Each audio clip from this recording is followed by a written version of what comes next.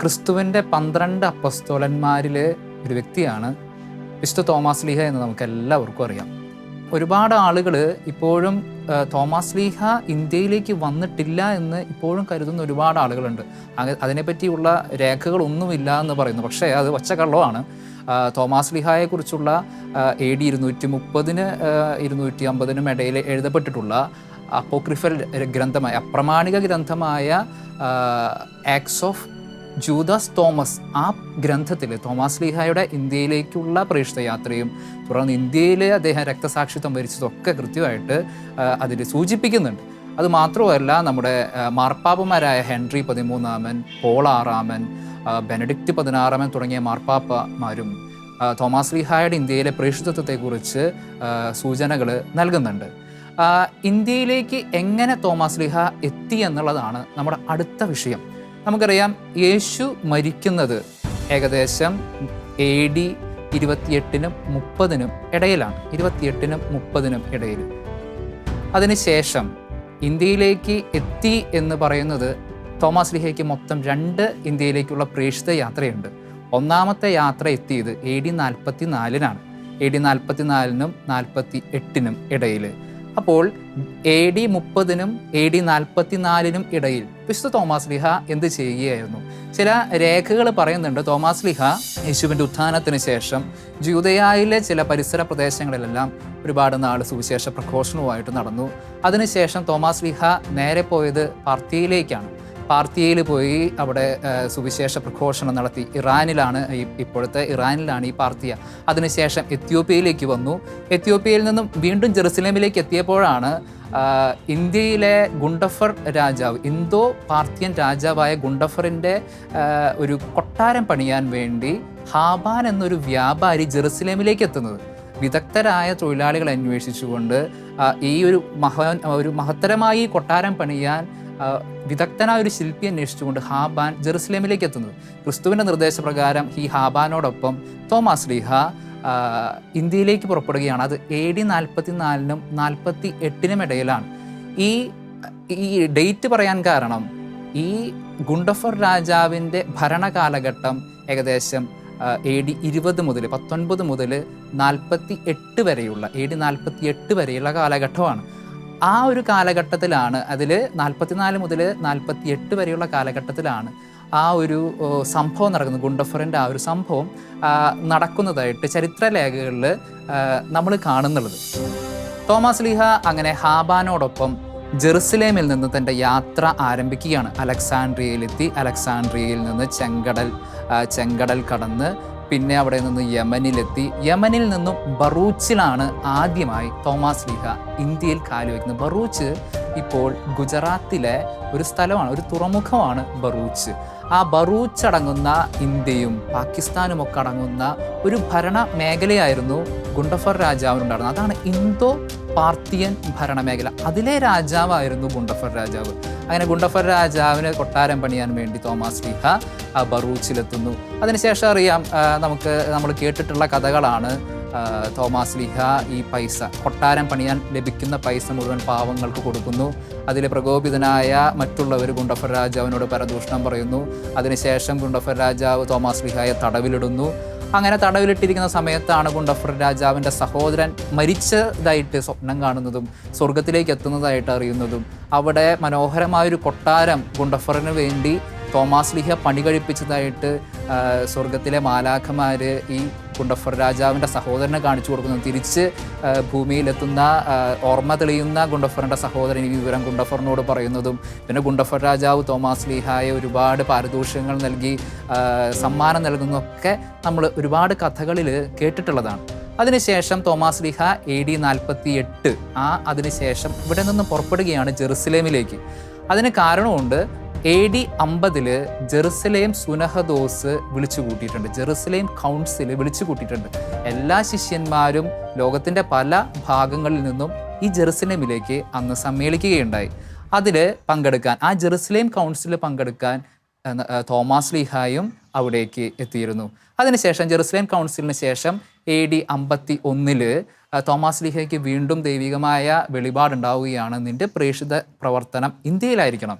അങ്ങനെ വീണ്ടും കടൽ മാർഗം ചെങ്കടൽ കടന്ന് വീണ്ടും തോമാസ് ലീഹ നമുക്കെല്ലാവർക്കും അറിയാവുന്ന കൊടുങ്ങല്ലൂരിലെ പണ്ടത്തെ മുസിരിസിൽ വന്ന് കപ്പലിറങ്ങുന്നു. നമുക്ക് അറിയാവുന്നതുപോലെ സെൻറ് തോമസ് ഭാരതത്തിൽ വരുമ്പോൾ തന്നെ ഇവിടെ യഹൂദരുടെ സാമീപ്യമുണ്ടായിരുന്നു. യഹൂദർ ഇവിടെ വരാനിടയായത് പേർഷ്യൻ രാജാവായിരുന്ന സൈറസിൻ്റെ ആക്രമണത്തെ തുടർന്ന് യഹൂദർ ലോകത്തിൻ്റെ വിവിധ ഭാഗങ്ങളിലേക്ക് ചിതറിപ്പോയി. ഭാരതത്തിൽ കേരളത്തിൽ അവരുടെ സാമീപ്യത്തിന് കാരണം അന്ന് കൊടുങ്ങല്ലൂർ മുസരീസ് എന്നറിയപ്പെട്ടിരുന്ന തുറമുഖത്തോടനുബന്ധിച്ചായിരുന്നു പാലയൂരിൻ്റെ നിൽപ്പ്. അതുമൂലം പല വ്യഞ്ജനങ്ങളും മറ്റ് വ്യാപാര ആവശ്യാർത്ഥവും കൂടിയാണ് അവർ പാലയൂരിൽ താമസമാക്കിയിരുന്നത്. സ്ഥിരതാമസമാക്കിയിരുന്ന യഹൂദരെ സാമീപ്യം ആഗ്രഹിച്ചതുകൊണ്ടുകൂടിയാണ് സെൻറ് തോമസ് പാലയൂരിൽ വരുവാനിടയായത്. പാലയൂരിൽ ഇന്നും നിലനിൽക്കുന്ന ബോട്ടുകളും അറബിക്കടലും തമ്മിൽ 2 കിലോമീറ്ററാണ് ദൂരവ്യത്യാസം. പുരാതന കാലത്ത് അവിടെ നിന്ന് ബോട്ടുകുളത്തിലേക്ക് ജലപാതയുണ്ടായിരുന്നു. ആ പാത കാലക്രമേണ അടഞ്ഞു പോവുകയാണ് ഉണ്ടായത്. സെൻറ് തോമസ് ഇവിടെ വന്ന് തൻ്റെ നാട്ടുകാരോട് സുവിശേഷം പ്രസംഗിച്ചു. സ്വാഭാവികമായും ഇന്നാട്ടിൽ അന്നത്തെ പ്രാചീനമായി താമസിച്ചിരുന്ന ആൾക്കാരോട്, അവർ പ്രത്യേകിച്ചും സൃഷ്ടികളെയാണ് അവർ ആരാധിച്ചിരുന്നത്. ആ സമൂഹത്തോട് നിങ്ങൾ സൃഷ്ടികളെ അല്ല സൃഷ്ടാവിനെയാണ് ആരാധിക്കേണ്ടത് എന്ന സത്യവേദം ഉപദേശിക്കുകയുണ്ടായി. അതിന് അദ്ദേഹം പല അത്ഭുതങ്ങളും ഇവിടെ പ്രവർത്തിച്ചു. തുടർന്ന് അവർ അവിടെ നിന്നിരുന്ന പ്രബല സമുദായങ്ങൾ കള്ളി, കാളിയങ്കാവ്, ശങ്കരപുരി, പകലോമറ്റം തുടങ്ങിയ സമൂഹത്തിലെ ഉന്നതമായ കുടുംബങ്ങൾ ഈ വിശ്വാസത്തിൽ സത്യദൈവമായ ക്രിസ്തുവിൻ്റെ ദൈവത്തിലേക്ക് തിരിയുകയും, എന്നാൽ വിശുദ്ധൻ്റെ അത്ഭുത കൃത്യങ്ങളിൽ വിശ്വസിക്കാതെ ഒരു സമൂഹം ഇവിടെ നിന്ന് ഓടിപ്പോവുകയും അത് ശാപക്കാട് എന്ന പേരിൽ അറിയപ്പെടുകയും ചെയ്തു. അത് ലോപിച്ചാണ് പിന്നീട് ചാവക്കാട് എന്നായി മാറിയത്. വിശുദ്ധൻ അന്നത്തെ സമൂഹങ്ങൾക്ക് ക്രൈസ്തവികത പകർന്നു നൽകി. അതിന് സാക്ഷ്യമായി വിശുദ്ധ കുരിശ് ഇവിടെ സ്ഥാപിക്കുകയും ക്രമത്തിൽ ക്രൈസ്തവ ശക്തമായ ഒരു സമൂഹം ഇവിടെ വളർന്നു വരികയും ചെയ്തു. ശക്തമായ നേതൃത്വത്തിൻ്റെ കീഴത്തിൽ ക്രൈസ്തവികത വളർന്നു വികസിച്ചു. അതിനോടൊപ്പം തന്നെ പള്ളി, അതുപോലെ പള്ളിയോടനുബന്ധിച്ച ഘടകങ്ങളും ക്രമാനുഗതമായി വളർച്ച പ്രാപിച്ചുകൊണ്ടിരുന്നു.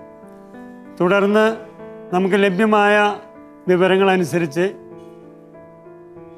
1500-ൽ പേർഷ്യയിൽ നിന്ന് ഇവിടെ എത്തിയ ബിഷപ്പുമാരുടെ ഒരു സംഘം പാത്രിയാർക്കീസ് ബാവയ്ക്ക് ഇറാഖിലേക്ക് അയച്ച എഴുത്തിൻ്റെ ഒരു കോപ്പി ഇന്നും നമുക്ക് റോമിലെ ലൈബ്രറികളിൽ കാണാൻ സാധിക്കും. അതിൽ ഇപ്രകാരം എഴുതിയിരിക്കുന്നു: പാലയൂർ അതിശക്തമായ ഒരു പള്ളിയും ക്രൈസ്തവിക സമൂഹങ്ങളും നിലനിൽക്കുന്നു എന്നുള്ളതാണ്.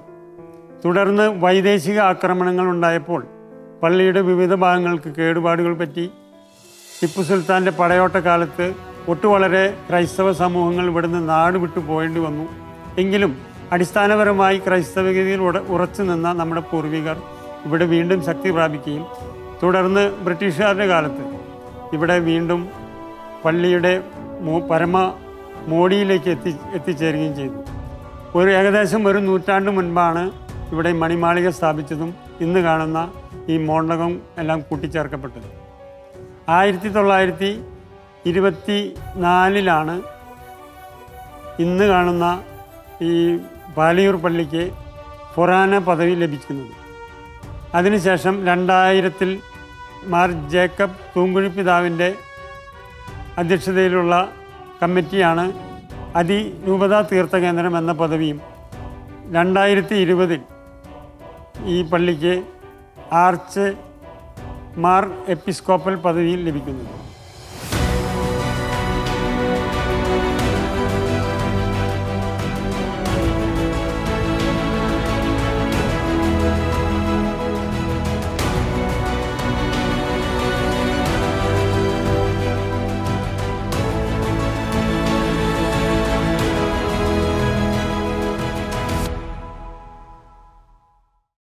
നമുക്കും അവനോട് കൂടെ പോയി മരിക്കാം എന്ന് യേശുനാഥന് വാക്കുകൊടുത്ത തോമാസ് ലീഹ ഈശോയുടെ മരണവും ഉത്ഥാനവും കഴിഞ്ഞ് ഭാരതത്തിൽ മുസീരിയസിൽ വന്നിറങ്ങി. മുസീരീസിലെ പ്രേക്ഷിത പ്രവർത്തനത്തിനിടയിൽ പാലിയൂരിൽ യഹൂദന്മാരുണ്ട് എന്ന് മനസ്സിലാക്കിയ തോമാസ് ലീഹ കടൽ മാർഗം ചാവക്കാട് ബോട്ട് ജെട്ടിയിൽ വന്നിറങ്ങി. ആ ബോട്ട് ജെട്ടിയാണ് ഇന്ന് പാലയൂർ തീർത്ഥകേന്ദ്രത്തിൻ്റെ മുൻവശത്തുള്ള ബോട്ടുകുളം. ഇവിടെ വരുന്ന ഏതൊരു തീർത്ഥാടകർക്കും ഈ ബോട്ടുകുളം സന്ദർശിക്കുവാനും ബോട്ടുകുളത്തിൽ നിർമ്മിച്ചിരിക്കുന്ന ബോട്ടും അതിൽ സുവിശേഷ പ്രഘോഷണം നടത്തുന്ന തോമാസ് ലീഹായെയും കാണുവാനായിട്ട് സാധിക്കും.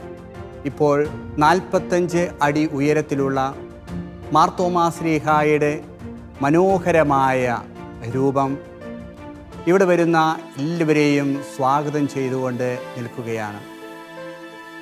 തോമാസ് ലീഹ ഈ ബോട്ടുകുളത്തിൽ നിന്ന് യഹൂദന്മാർ താമസിച്ചിരുന്ന അന്നത്തെ അവരുടെ വ്യാപാര കേന്ദ്രമായ ജൂത ബസാറിലേക്കാണ് പോയത്. ഇന്ന് ഈ ജൂത ബസാർ യഹൂദന്മാരുടെ സിനഗോഗിൻ്റെ മാതൃകയിൽ ജൂതക്കുന്ന് കപ്പേള എന്ന പേരിൽ അറിയുകയാണ്.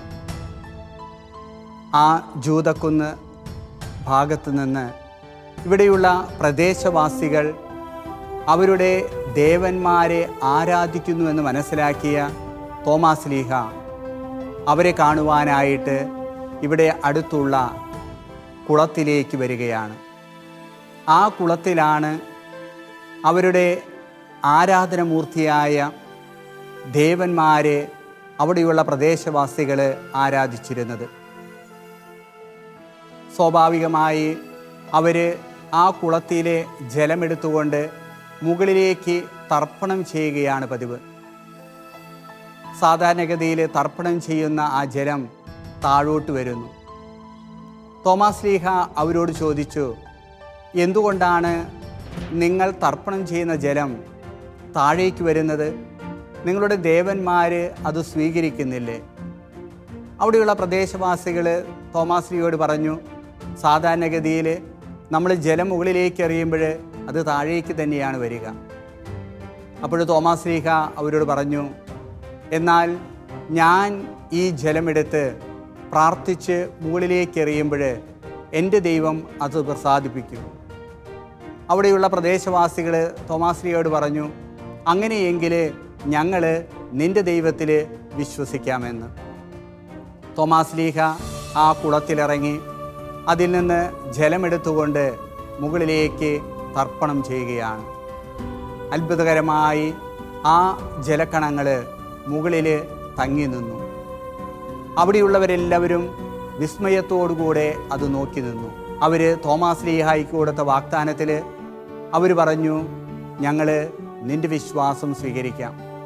എന്നാൽ കുറച്ചു പേര് അതിൽ വിശ്വാസം കണ്ടെത്താതെ ഇനിയത്തെ കുളി വെന്മനാട് എന്ന് പറഞ്ഞുകൊണ്ട് തിരിച്ചുപോയി. മറ്റുള്ളവർ ആ കുളത്തിൽ വെച്ചുകൊണ്ട് തന്നെ തോമാസ് ലീഹായിൽ നിന്ന് മാമുദീസ മുങ്ങി. ആ കുളമാണ് ഇന്ന് നമ്മൾ കാണുന്ന തളിയക്കുളം. തളിയക്കുളത്തിൽ വളരെ മനോഹരമായിട്ടുള്ള ഒരു കപ്പേളയുണ്ട്. അതോടൊപ്പം തന്നെ ഇന്ത്യൻ മാതാവ് എന്ന രീതിയിൽ സാരി ഉടുത്തുള്ള പരിശുദ്ധ കന്യാമറിയത്തിൻ്റെ തിരുസ്വരൂപവും 2 ആനകൾ പരിശുദ്ധ കന്യാമറിയത്തെ പുഷ്പചക്രം അണിയിക്കുന്നതുമായിട്ടുള്ള മനോഹരമായ തിരുസ്വരൂപങ്ങൾ നമുക്കവിടെ കാണുവാനായിട്ട് സാധിക്കും. അതിൻ്റെ പുറകിലായി ചിന്നമലയിൽ മാർ തോമാസ് ലീഹ രക്തസാക്ഷിത്വം വരിച്ച ആ മലയും അതോടൊപ്പം തന്നെ അതിൻ്റെ പ്രതിബിംബങ്ങളും ആ മലയുടെ മുകളിൽ കൊത്തി ചെയ്തിട്ടുണ്ട്. വീണ്ടും തളിയക്കുളത്തിൽ നമ്മൾ കാണുക, കപ്പേളയുടെ അരികിൽ തന്നെ ഭാരതത്തിലെ ആദ്യ വിശുദ്ധയായ വിശുദ്ധ അൽഫോൻസമ്മയുടെ ഒരു സ്മൃതി മണ്ഡപവും നമ്മളവിടെ ഒരുക്കിയിട്ടുണ്ട്. ഇന്ന് തളിയക്കുളത്തിൽ വന്ന് ആ ജലമെടുത്ത് വിശുദ്ധ കുരിശിൻ്റെ അടയാളത്തിൽ എന്ന് പറയുമ്പോൾ നമ്മളുടെ വിശ്വാസമാണ് നമ്മളേറ്റു പറയുക. തളിയക്കുളത്തിൽ ചുറ്റും നടക്കുമ്പോൾ അവിടെ വിശുദ്ധ കുരിശിൻ്റെ വഴികൾ വളരെ മനോഹരമായിട്ട് സ്ഥാപിച്ചിട്ടുണ്ട്. പ്രത്യേകിച്ച് നോമ്പ് കാലത്തിൽ എല്ലാ ദിവസവും അവിടെ വിശുദ്ധ കുരിശിൻ്റെ പ്രാർത്ഥനകൾ ചൊല്ലിക്കൊണ്ട് കുരിശിൻ്റെ വഴിയിലൂടെ ജനങ്ങൾ നടന്നു നീങ്ങുന്നു. ആ വിശ്വാസം സ്വീകരിച്ച വ്യക്തികളും തോമാസ് ലീഹായും ഇന്ന് നമ്മൾ കാണുന്ന ഈ ദേവാലയത്തിൻ്റെ ഏറ്റവും മുൻപിലത്തെ സ്ഥലത്ത് ഒരു കുരിശ് സ്ഥാപിച്ചു. ആ കുരിശാണ് ഈ പാലിയൂർ തീർത്ഥകേന്ദ്രത്തിൻ്റെ ആദ്യ രൂപം. ഇപ്പോൾ ആ കുരിശ് നിൽക്കുന്ന സ്ഥലത്താണ് വലിയ കൽക്കുരിശ് നമ്മൾ പണിതിരിക്കുക. ആ കൽക്കുരിശിൻ്റെ ചുറ്റും മാർത്തോമാ ശ്ലീഹായുടെ ഭാരത പ്രേക്ഷിതത്തിൽ നമ്മൾ വായിക്കുകയും കേൾക്കുകയും ചെയ്യുന്ന 7 പള്ളികളുടെ പ്രതിനിധാനം ചെയ്യുന്ന 8 കൽവിളക്കുകളുണ്ട്. ആ പള്ളികളുടെ പേരുകളും അതിനു ചുറ്റും എഴുതി വച്ചിട്ടുണ്ട്. അതിനുശേഷം ഈ പാലിയൂർ തീർത്ഥകേന്ദ്രത്തിൻ്റെ പ്രധാന കവാടത്തിങ്കിൽ ഇരുവശങ്ങളിലായി 14 കൽപ്രതിമകൾ നമുക്ക് കാണുവാനായിട്ട് സാധിക്കും.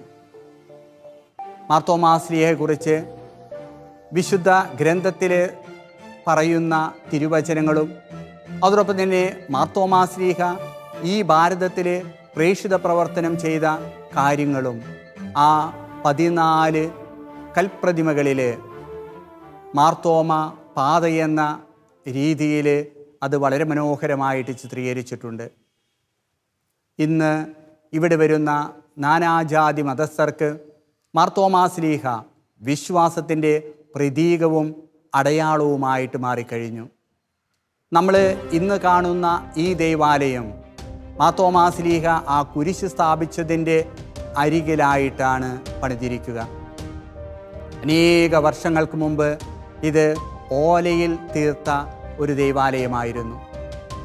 ആദിമകാലത്ത് ഈ ദേവാലയം വിശുദ്ധ കുര്യാക്കോസിൻ്റെ നാമത്തിൽ അറിയപ്പെട്ടിരുന്നു.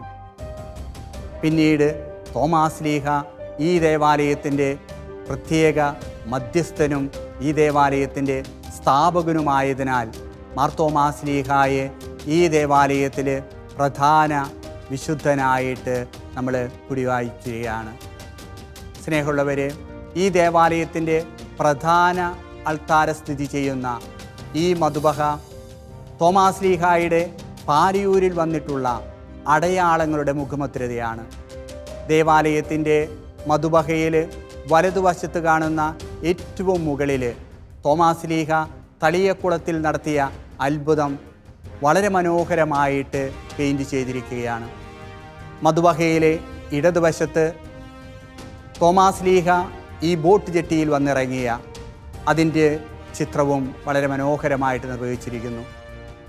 ഈ ദേവാലയം കുരിശിൻ്റെ ആകൃതിയിലാണ് പണി കഴിച്ചിരിക്കുക. ഇന്ന് നമ്മൾ കാണുന്ന ഈ ദേവാലയം പലവിധ റെനോവേഷൻസ് കഴിഞ്ഞുകൊണ്ടാണ് ഇന്നത്തെ രീതിയിൽ നമുക്ക് കാണുവാനായിട്ട് സാധിക്കുക. 1606 ഫെനേച്ചിയ എന്ന ഇറ്റാലിയൻ ജെസ്യൂട്ട് വൈദികനാണ് ഈ ദേവാലയത്തിൻ്റെ മധുബഹയും അതുപോലെ തന്നെ പ്രധാന പള്ളിയും പണിതീർത്തിരിക്കുക. പിന്നീട് കാലാകാലങ്ങളിൽ ഈ ദേവാലയത്തിൻ്റെ പ്രധാന ഭാഗത്തോട് ചേർന്നുകൊണ്ട് 2 സൈഡുകളിലായി കുരിശിൻ്റെ 2 ചിറകുകൾ പോലെ പണിതു തീർത്തു. പിന്നീട് ഈ ദേവാലയത്തിൽ സ്ഥലം പോരാഞ്ഞതിനാൽ ഇതിനോട് ചേർന്ന് നടശാലയും പണിതു. വളരെ മനോഹരമായിട്ടുള്ള മരങ്ങളാൽ നിർമ്മിതമായ കൊത്തുപണികളാണ് ഈ ദേവാലയത്തിൻ്റെ പ്രധാന ദേവാലയവും അതോടൊപ്പം തന്നെ നടശാലയും അലങ്കരിച്ചിരിക്കുക. ഈ ദേവാലയത്തിൽ ഏറ്റവും പ്രധാനമായി തോമാസ് ലീഹായെ കുടിവെച്ചിരിക്കുമ്പോൾ അതിൻ്റെ ഇരുവശങ്ങളിലായി 10-ാം പിയൂസിനെയും വിശുദ്ധ കുര്യാക്കോസ് സഹതയെയും പ്രതിഷ്ഠിച്ചിരിക്കുന്നു. അതോടൊപ്പം തന്നെ ദേവാലയത്തിൻ്റെ 2 ചെറിയ അൾത്താരകളിൽ വിശുദ്ധ യൗസേപ്പിതാവിനെയും വിശുദ്ധ വിൻസെൻ്റ് പോളിനെയും നമ്മൾ പ്രത്യേകമായിട്ട് വണക്കത്തിനായിട്ട് പ്രതിഷ്ഠിച്ചുകൊണ്ടിരിക്കുകയാണ്. ഈ ദേവാലയത്തിൽ കടന്നു വരുന്നവർക്ക് ഈ ദേവാലയം പണിയുന്നതിനേക്കാളും മുൻപുള്ള ദേവാലയത്തിൻ്റെ പ്രധാന അവശിഷ്ടങ്ങൾ കാണുവാനായിട്ട് സാധിക്കും. അത് നമ്മൾ ഈ ദേവാലയത്തിൻ്റെ ഇടതുവശത്ത് ഒരു ഗ്ലാസ് ഇട്ട് മറ്റുള്ള ഇവിടെ വരുന്ന തീർത്ഥാടകർക്ക് കാണുവാനായിട്ട് സജ്ജമാക്കിയിരിക്കുകയാണ്. അതോടൊപ്പം തന്നെ ഈ ദേവാലയത്തിൽ ഭാരതത്തിലെ വിശുദ്ധരുടെ തിരുശേഷിപ്പുകൾ സൂക്ഷിക്കുന്ന തിരുശേഷിപ്പ് മണ്ഡപവുമുണ്ട്. ഒപ്പം തന്നെ ഈ ദേവാലയത്തിലേക്ക് വരുന്ന തീർത്ഥാടകർക്ക് വിശുദ്ധ ഗ്രന്ഥം വായിക്കുവാനായിട്ട് വചനമണ്ഡപവുമുണ്ട്. ഈ ദേവാലയത്തിൽ ഓരോ ഉത്സവങ്ങളിലും തിരുനാളുകളിലും കടന്നു വരുന്ന വ്യക്തികൾക്ക്, പ്രത്യേകിച്ച് മുപ്പിട്ടി ഞായർ, അതോടൊപ്പം തന്നെ ജൂലൈ തിരുനാളുകളിൽ മാർപ്പാപ്പയുടെ പ്രത്യേകമായ ആഹ്വാനമനുസരിച്ച് ഈ ദേവാലയത്തിൻ്റെ പ്രധാന കവാടമായ വിശ്വാസ കവാടം കഴിഞ്ഞു വരുന്നവർക്ക്, അതിലൂടെ പ്രവേശിക്കുന്നവർക്ക് പൂർണ്ണ ദണ്ഡവിമോചനവും നൽകിയിരിക്കുന്നു പാപ്പ. സ്നേഹമുള്ളവരെ, ഈ ദേവാലയത്തിൻ്റെ പ്രധാന തിരുനാളുകൾ നമുക്കറിയാം. ജൂലൈ 10 കഴിഞ്ഞു വരുന്ന ഞായറാഴ്ചയിലെ തിരുനാളാണ്. ജൂലൈ 10 കഴിഞ്ഞു വരുന്ന ഞായറാഴ്ചയാണ് തോമാസ് ലീഹ ഇവിടെ മാമോദീസ നൽകിയത് എന്നുള്ള ഒരു ചരിത്ര സാക്ഷ്യം മുൻനിർത്തിക്കൊണ്ടാണ് ആ തിരുനാളിൻ്റെ തീയതി കുറിച്ചിരിക്കുക. ഒപ്പം തന്നെ ഈ ഇടവക ദേവാലയത്തിൽ എല്ലാ ചൊവ്വാഴ്ചയും രാവിലെ 6:30 വിശുദ്ധ കുർബാനയും തോമാസ് ലീഹായുടെ ലിതീഞ്ഞും നൊവേനയും ഉണ്ടായിരിക്കും. എല്ലാ ചൊവ്വാഴ്ചയും ചൊവ്വ ആചരണവുമുണ്ട്. രാവിലെ 9 മണി മുതൽ ഉച്ച കഴിഞ്ഞ് 3 മണി വരെ ഇവിടെ വിശുദ്ധ കുർബാനയും പ്രാർത്ഥനയും ധ്യാനവും അതോടൊപ്പം തന്നെ കൗൺസിലിങ്ങും എല്ലാവർക്കും ഇവിടെ ലഭ്യമാകുന്നു. ഈ ദേവാലയത്തിൻ്റെ മറ്റൊരു പ്രത്യേകത, എല്ലാ മാസവും ഇംഗ്ലീഷ് മാസം 10 കഴിഞ്ഞു വരുന്ന ഞായറാഴ്ച മുപ്പിട്ടി ഞായർ എന്ന പേരിലാണ് അറിയപ്പെടുക. നമുക്കറിയാം, തോമാസ് ലീഹ വരുന്നതിനേക്കാൾ മുൻപ് ഈ പ്രാചീന വിശ്വാസികൾ വിശ്വസിച്ചിരുന്നത് മലയാള മാസമാണ്. ആ മലയാള മാസത്തിലെ ആദ്യത്തെ വെള്ളിയാഴ്ച അവർക്ക് വളരെ പ്രത്യേകതയുള്ളതുകൊണ്ടാണ് മുപ്പിട്ടി വെള്ളിയാഴ്ച. അതിനോട് ചുവട് പിടിച്ചുകൊണ്ടാണ് ക്രൈസ്തവരായ നാം ഓരോരുത്തരും മുപ്പിട്ടി ഞായറാഴ്ച ആഘോഷിച്ചു വരിക.